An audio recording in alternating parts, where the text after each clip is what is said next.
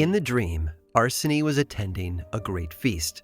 The table was laden with dishes and delicacies, breads and meats and bubbling libations, a spread fit for a king. But most royal of all, well, that would be the main course, a food known only as the king's hand. Now, the king's hand was no dish known to the waking world. It existed only in Arseny's dream, and when the 28-year-old awoke, he became haunted by the idea of bringing this subconscious culinary creation to life, which, unfortunately, is exactly what he did.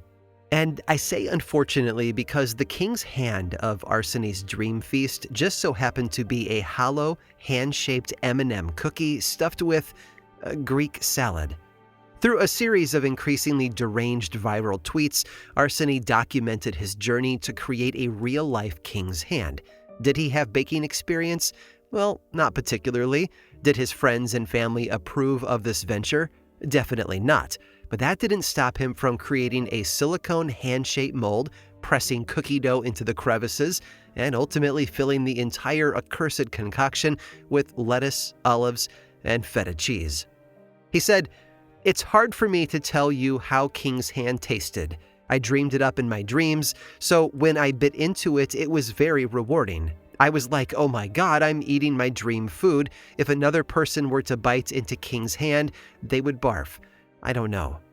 And look, the world of dreams is a mysterious one. Sometimes our visions make sense, sometimes they don't. But no matter how strange or nightmarish, we can usually reassure ourselves not to worry because dreams aren't real. At least, they shouldn't be. But like the king's hand of the 2020 internet, some slumbering monstrosities manage to claw their way right out of our heads and into the bright, waking world. I'm Aaron Mankey, and this is Lore.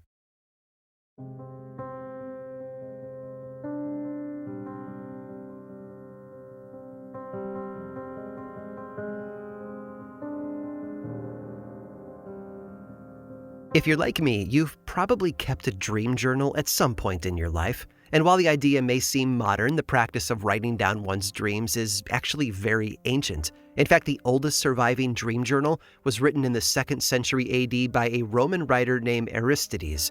Apparently, he got the idea after a god appeared to him in his sleep and told him to start chronicling dreams, most of which ended up being medical tips and tricks from the gods themselves.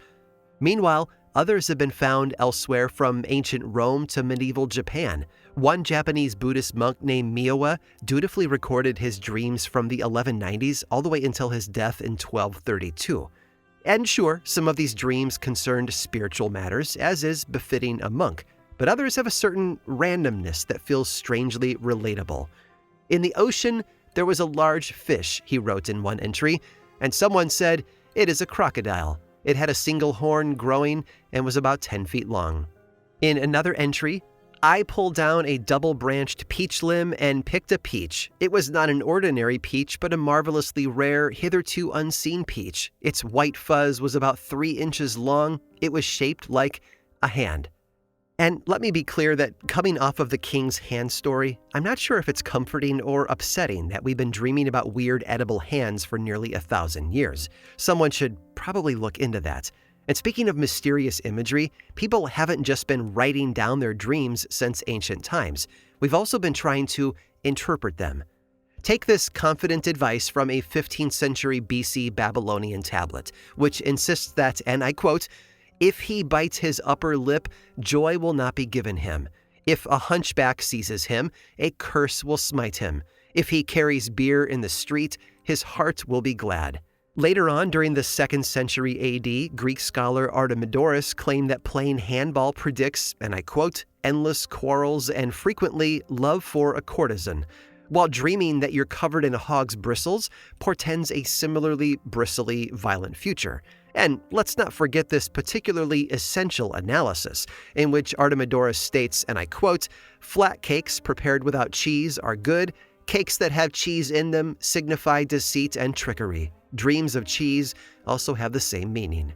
And as a lactose-intolerant individual, I feel you, Artemidorus. I feel you. Over the years, dreams have been viewed as everything from divine messages and demonic influence to artistic inspiration and magical prophecy. Dreams have been used to justify controversial decisions, conjure up medical diagnoses, and even predict the future. And let's just say, it wasn't long before one group started to become suspicious of this spooky, otherworldly information that citizens received every night while they slept. That is, the Catholic Church. Beginning in the Middle Ages, the Church began regarding dream interpretation as dangerous. Some dreams were sinful or even sacrilegious, for one, plus reading the symbols in dreams was a little too witchy for their liking. Philosophers weren't stoked about the whole thing either, largely regarding dreams as nothing but nonsense and superstition. And it might have gone on this way if not for a certain Austrian neurologist who came onto the scene in the late 1800s. I'm speaking, of course, about Sigmund Freud. Freud, you see, had begun his medical career studying psychiatric disorders, specifically what was then called hysteria. But in 1895, he found himself gravitating toward another field of study: dreams. He himself had a dream about a patient he was treating, which upon waking he realized was his brain's way of processing his feelings around the case. Feelings that, until the dream, he didn't even realize he had. And this made him wonder, what if our dreams are more than random scenes? What if they are a window into our subconscious minds? As he delved deeper and deeper into the study of dreams, he concluded that dreams weren't random at all, but blends of a dreamer's memories, experiences, and thoughts. Often they served as wish fulfillment. And, well, Freud being Freud, he also tended to insist that dreaming of pretty much anything that was longer than it was wide symbolized something phallic. Now today, Freud is basically synonymous with dream analysis, but his landmark 1899 book, The Interpretation of Dreams, was kind of a flop in its day. It only sold a few hundred copies during its first 6 years in print. But even so, it slowly gained acclaim, and before long, Freud had transformed the study of dreaming into a respected academic pursuit. And of course, he wasn't the only one driving this dream machine. Freud's contemporary Carl Jung also put stock in dream analysis, but not quite in the way Freud did. You see, Jung didn't believe dreams represented an individual's subconscious at all. No, instead, they were gateways into what he called the collective unconscious. Consider, Jung suggested, how so many people have such similar dreams. Dreams of flying, of falling, of being chased by animals, or finding ourselves naked in public. All motifs, by the way, that also tend to appear in folklore and fairy tales. To Jung, this pointed to a much more groundbreaking idea: that there is a vast reservoir of shared memories, shared symbols, and shared stories that all of humanity is tapped into, and through our dreams, that collective unconsciousness can be accessed. Now, don't get me wrong, he didn't think those dreams meant the same thing to every dreamer, and he wasn't a big fan of those cheesy dictionaries of dream symbols, known as the cipher method, and neither was Freud for that matter. After all, a ring in a wedding dream versus a ring in a dream about the Lord of the Rings probably have different meanings, and if the dreamer is a jeweler, well, that could mean something different altogether. In other words, context matters. But hey, that sure hasn't stopped dream symbol books from flying off the printing presses. Heck, in the 19th and 20th centuries, dream books even told you what lottery numbers to play based on what images appeared in your dreams. Today, countless books, websites, and even apps for your phone claim to be able to tell you what your dreams mean. And while that would certainly be convenient, the truth is no single key can unlock the meaning of our dreams. And yet, what if those dreams can unlock something very real inside of us?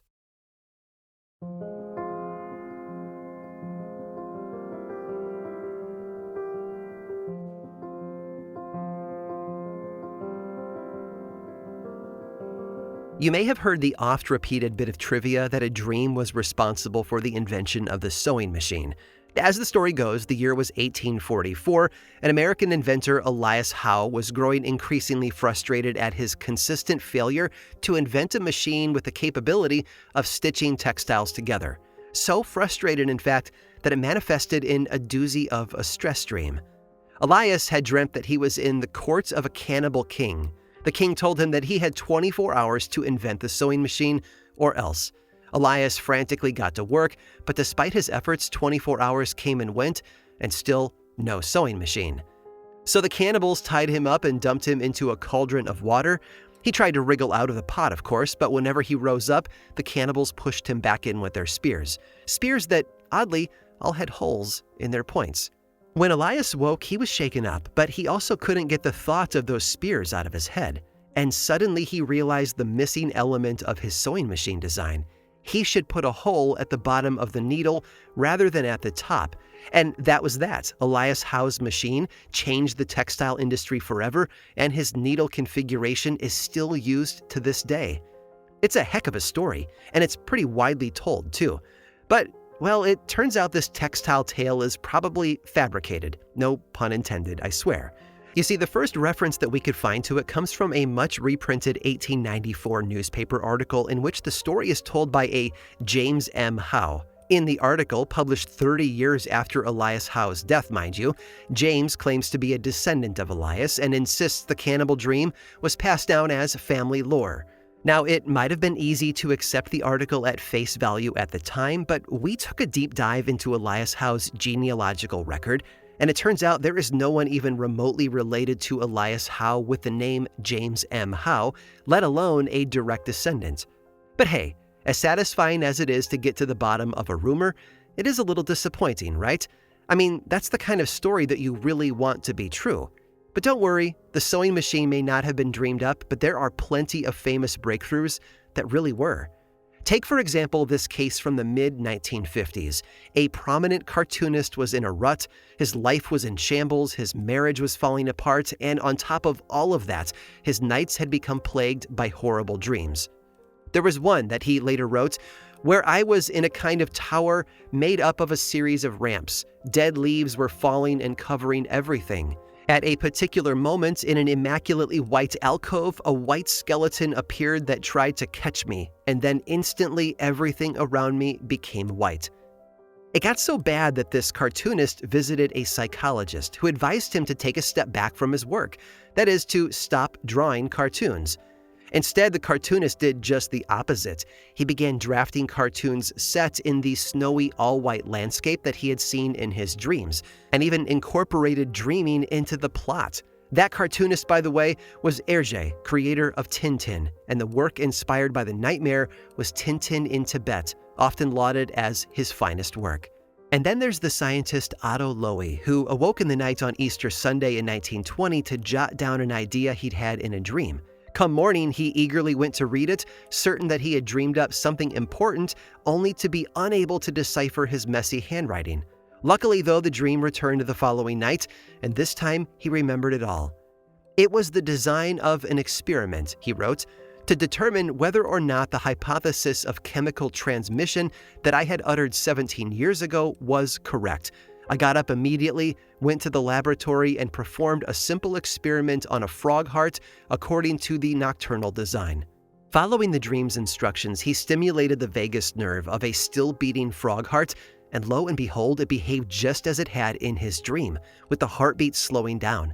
Then he applied some of the salt solution surrounding that heart to a second, also beating heart, and just like in the dream, that one slowed down as well. 16 years later, after a decade and a half of perfecting his research in collaboration with his lifelong friend and fellow scientist Henry Dale, Otto Loewy and Henry Dale would win the Nobel Prize for their groundbreaking work on nerve cell communication, which forever changed our understanding of our sympathetic nervous system, all because of a dream. Now, one might argue that when it comes to experiences like these, there might be nothing paranormal about it. After all, this could simply be the dreamer's subconscious minds offering up ideas that would have bubbled to the surface eventually. But what does it mean when someone dreams up a solution to a problem that they never could have solved by themselves?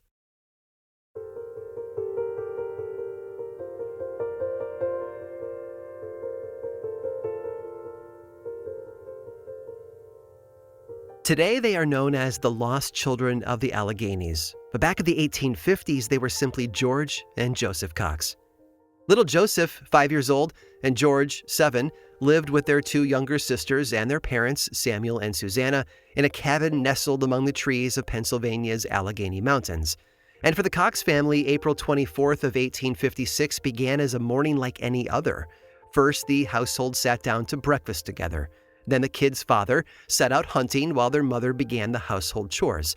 I imagine that she was relieved when she noticed George and Joseph had left the house to go hunting with their father. After all, it's not easy to do housework with 4 children under the age of 8 running from room to room.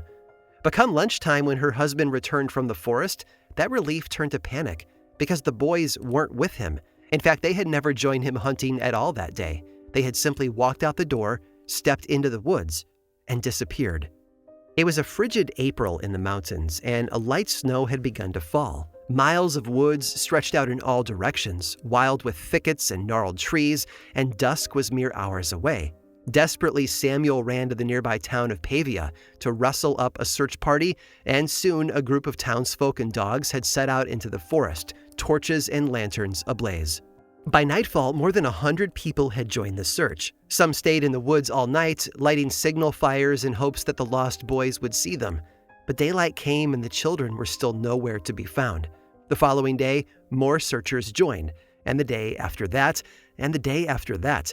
Hour after terrible hour, the brothers' names were called into the pitiless woods without response, like Will Byers from Stranger Things. Businesses closed and chores were neglected as more and more people banded together in the search. All told, some 2,000 people participated in the hunt, but to no avail. George and Joseph Cox seemed to have vanished into thin air. Now, by this point, folks were beginning to get suspicious. Gossip gripped the small community, rumors that the boys had been murdered, that their own parents had done the awful deed. A mob eventually overtook the Cox house, digging up the yard and prying up the floorboards, but nothing was found. Meanwhile, little did they know, 12 miles away, a farmer named Jacob Dibert was conducting a search party of his own, deep asleep in his own bed. Dibert dreamt that he was walking through unfamiliar woods, looking for the famous missing boys. Stepping up onto a fallen log, he saw a dead deer lying on the ground, and following its trail, he came upon a single child's shoe, and next, a fallen beech tree lying over a stream which he used to cross as a bridge. On the other side, after clambering over a stony ridge into a ravine with a small brook running through it, he finally reached his destination, a massive broken birch tree with ropey, tangled roots, and cradled in those roots as if asleep lay 2 tiny corpses. The next night, the dream returned, and the night after that. Each time it was the same, passing the dead deer, crossing the stream to a fallen tree, and finally discovering the bodies of the Cox children. After having this dream for the 3rd time, Dibert told his brother-in-law, Harrison Wysong, about it, and with some skepticism, the men set out into the woods. It was only 5 minutes before they came upon the body of a deer. 8 yards farther, they found a child's shoe. All but running now, Wysong and Dibert crossed a stream via a fallen tree and scrambled over the rocky ridge into the ravine. And when Dibert saw a massive broken birch tree looming before them, all he could do was point, for curled at the foot of the birch were the bodies of Joseph and George Cox. It appeared the children had died of exposure, lost in the icy woods. Although the discovery was a tragic one, it ended the finger-pointing that had ravaged the town and granted the boys' bereaved parents much-needed closure. On May 8th, the children were buried in a joint grave in Mount Union Cemetery, where you can visit them to this day. And that's the story as it's been told and retold for a century and a half, so commonly accepted as fact that the community even erected a monument to the children in 1906, which is still there and marked with a sign informing the public about Jacob Dibert and his dream. The Wikipedia page for the lost children also presents the story as fact, just as I've told it to you. Heck, musician Alison Krauss even wrote a song about it. But hold on, because our trusty researcher Cassandra is about to crush some of those dreams, literally. Digging deep, and I mean deep into this story, she found that there is only one report from May of 1856 that mentions anything about a dream at all. And oddly, it isn't Dibert at all, but Wysong who allegedly dreamt of the children's whereabouts. But that's all it says, no details about a deer, a shoe, or even a tree. A year later, in 1857, a writer named C. Jeffries published a 50-page book attributing the dream to Dibert, but the supposedly factual document includes numerous conversations that the author couldn't possibly have been privy to. Oh, and speaking of facts, he does cite a source article from the Altoona Tribune as evidence, but that article Well, it turns out it's actually an advertisement for the very same C. Jeffries book. And the game of telephone continues. In 1888, another account blatantly plagiarizing Jeffries added the details of the dead deer and the child's shoe. And so it goes. Article after article, book after book, the story warped and reformed until it became impossible to tell how much was real and how much was nothing but a dream.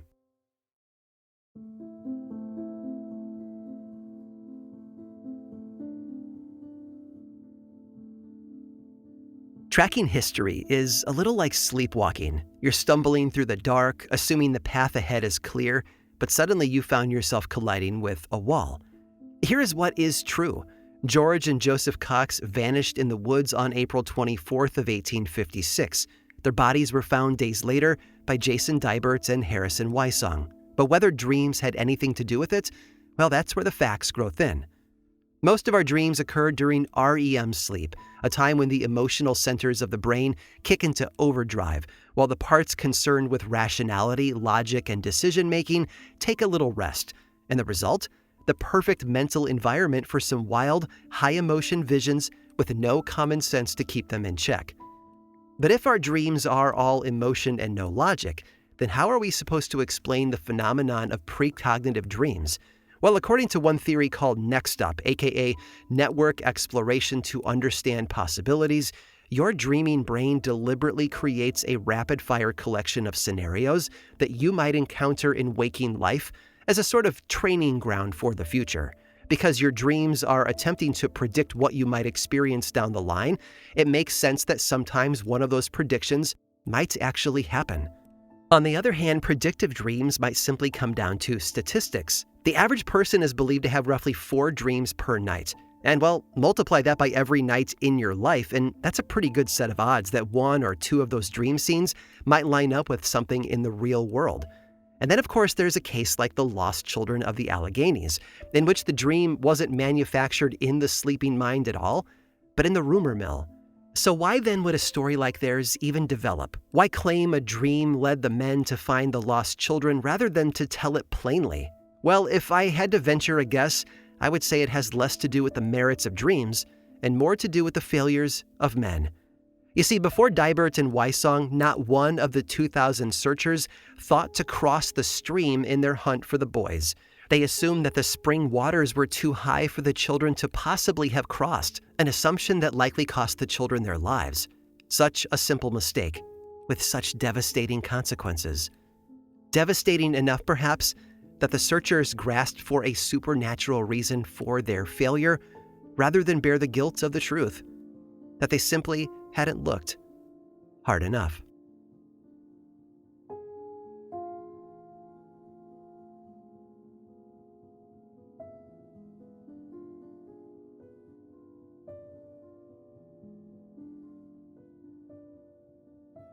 I hope you've enjoyed this chance to put some of history's sleepiest rumors to bed. And if you aren't tired yet, I have one last story of a magical dreamer to offer before we give tonight's episode a rest. And this one is a little closer to home than usual. Stick around through this brief sponsor break to hear all about it. This episode of Lore was made possible by MeUndies. Guys, fall is here. The nights are colder, the Halloween decorations are up, and the clothes are getting layered. But if you're still rocking old beat-up boxers under those flannels and jeans, well, we gotta talk. It's time to upgrade to MeUndies. These things are ridiculously soft, like don't want to take them off soft. They're made with micromodal fabric that feels like a cloud, but they still breathe when things heat up. And yeah, they've got legit stretch too, so whether you're out there handing out candy or you're trick-or-treating, they've got you covered. And just in time for spook season, MeUndies limited edition Halloween line features fun festive prints, including glow-in-the-dark underwear, so you can rock the spooky vibes underneath it all. MeUndies has a cut for every body with over 20 different styles in 100 different colors and prints. Plus, they use sustainably sourced materials and work with partners that care for their workers.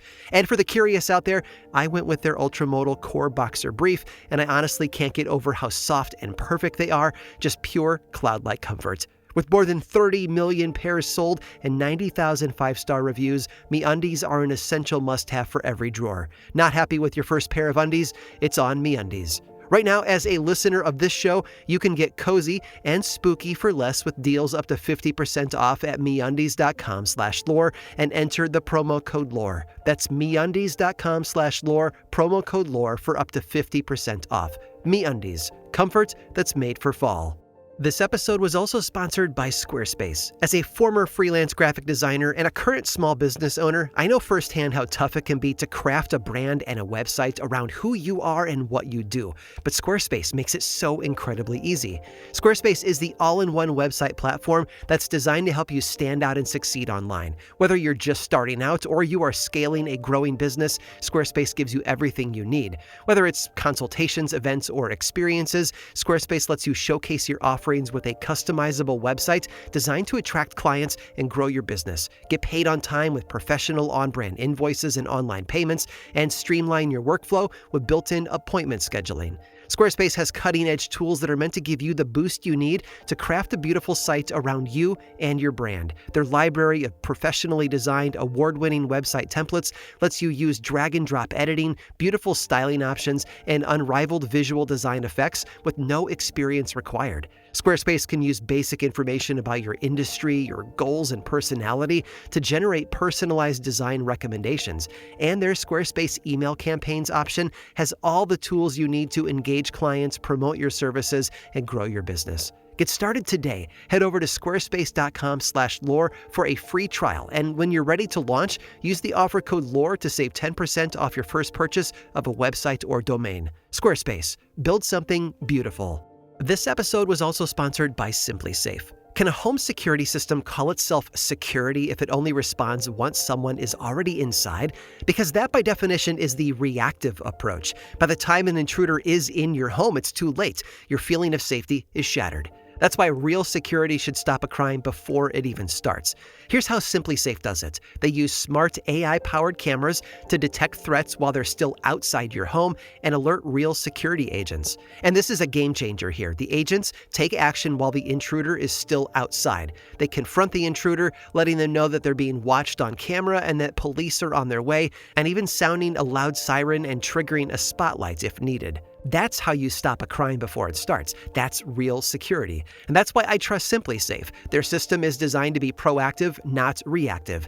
I love the way SimpliSafe uses smart technology to empower me to stay connected to my property. It gives me the confidence that everything is taken care of and safe. There are no long-term contracts or hidden fees, and you can cancel anytime. That's why SimpliSafe was named Best Home Security Systems by U.S. News and World Report for 5 years running. Plus, they have a 60-day money-back guarantee, so you can try it and see the difference for yourself. Right now, my listeners can save 50% on a SimpliSafe home security system at simplisafe.com/lore. That's simplisafe.com/lore. There's no safe like SimpliSafe.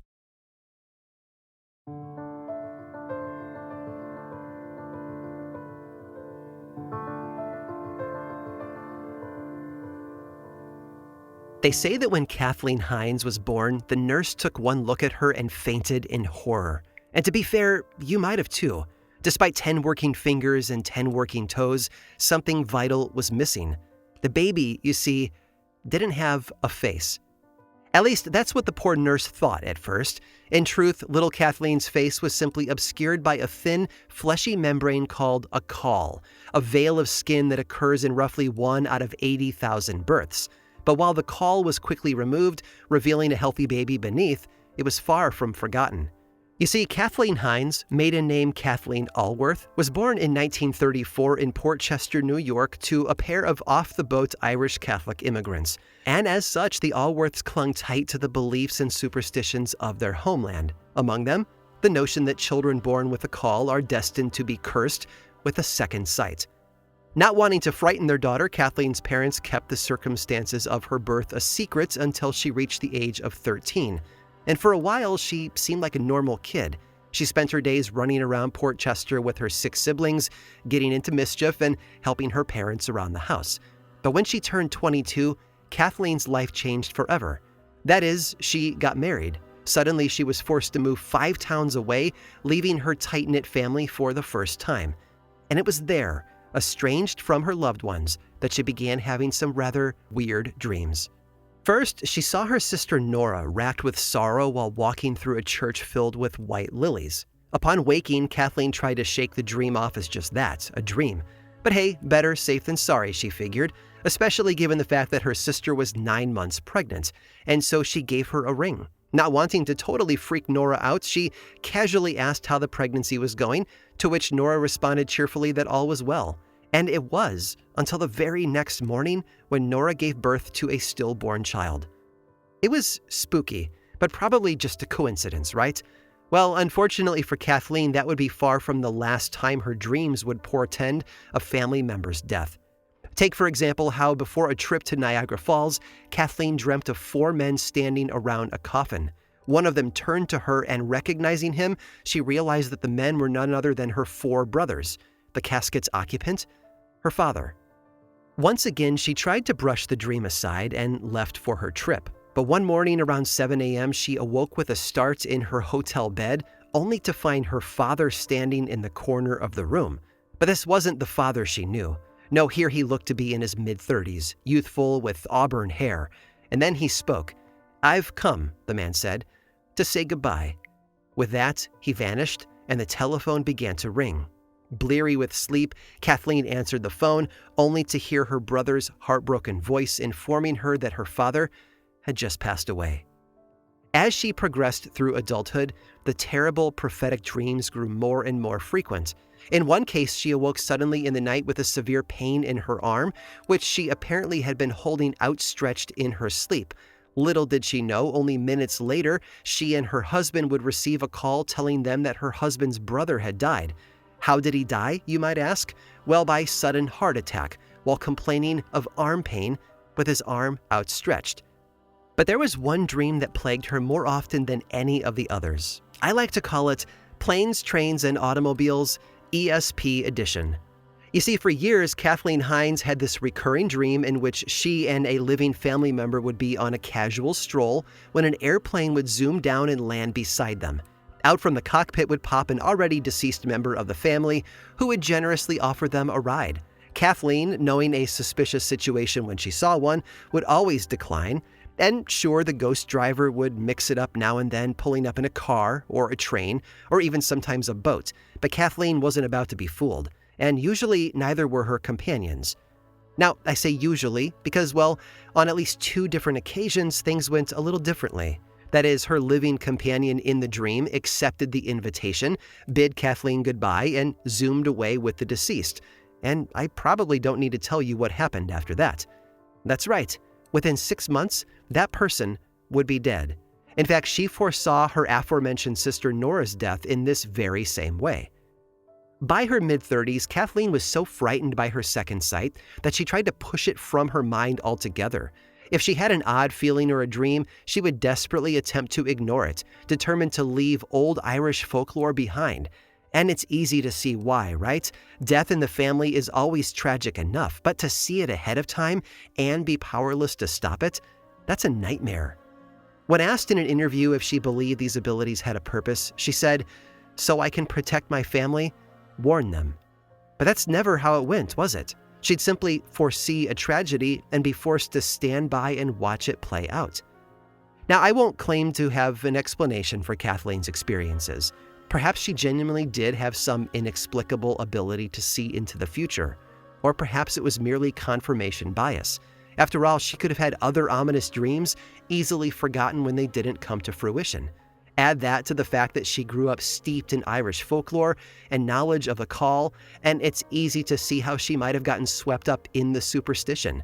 But honestly, I don't think finding an explanation matters, because to me, this story is about something else entirely.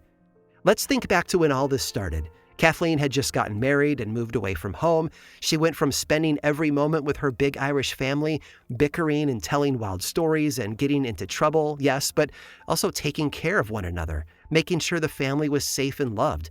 And suddenly she was far away from them for the first time in her life, which was when she began to dream about them. Maybe second sight is real. Maybe not. Undeniably real, though, is the story of a young woman feeling estranged from her loved ones and her heritage and struggling to feel connected to them at any distance, even through death. Kathleen was 77 years old when an ethnology student at the University of Edinburgh interviewed her at length about her dreams. And throughout the course of their conversation, she repeatedly slipped into unrelated memories. The chaos that ensued when offering a box of chocolate to a full room of 7 Alworth children, the adventures she went on when she finally visited Ireland, the mischief that she and Nora used to get up with in their youth. "We were real sisters," she said. "We were close as you could get, right up until the bitter end. The most important thing is family. Remember that." Oh, and speaking of family, that ethnology student in Edinburgh, that was our very own Jenna Rose Nethercott, who wrote the words that I've been speaking to you today, archiving the experiences of her great-aunt Kathleen. And that beloved sister Nora Alworth, well, that was Jenna Rose's grandmother. Even as an old woman, Kathleen Hines still struggled to keep her premonitions at bay. "I don't want this to follow me my whole life," she told Jenna Rose over the phone. "Plus, I'll be meeting the Lord soon enough, and I don't want him to be mad." Kathleen passed away in June of 2019, and I have a feeling that the Lord wasn't too mad. From all accounts, she was a pretty lovely lady. But Jenna Rose and I do have one last lingering question. Before she died, do you think one last airplane landed in her dreams? To which Kathleen finally answered, "Yes, I'm ready. Let's go for a ride."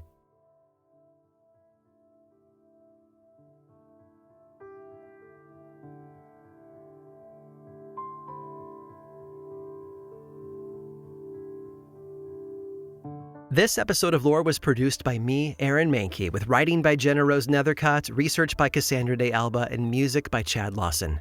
Now, just like you, I'm not a fan of ads, so I've got a solution for you. There is a paid version of the Lore podcast feed available on Apple Podcasts and Patreon. Either platform is fine. That's 100% ad-free. And plus, the subscribers there also get weekly mini episodes that we call Lore Bites. It's a bargain for all of that ad-free storytelling and a great way to support this show and the people who make it. Learn more about your ad-free options over at lorepodcast.com/support. And of course, Lore is much more than just a podcast, right? There's the book series available in bookstores and online, both in hardcover and in paperback now, and 2 seasons of the TV adaptation on Amazon Prime. You can learn more about all of those things over at lorepodcast.com. And you can also follow this show on places like YouTube, Threads, Instagram, and Blue Sky. Just search for Lore Podcast, all one word, and then click that follow button. And when you do, say hi. I like it when people say hi. And as always, thanks for listening.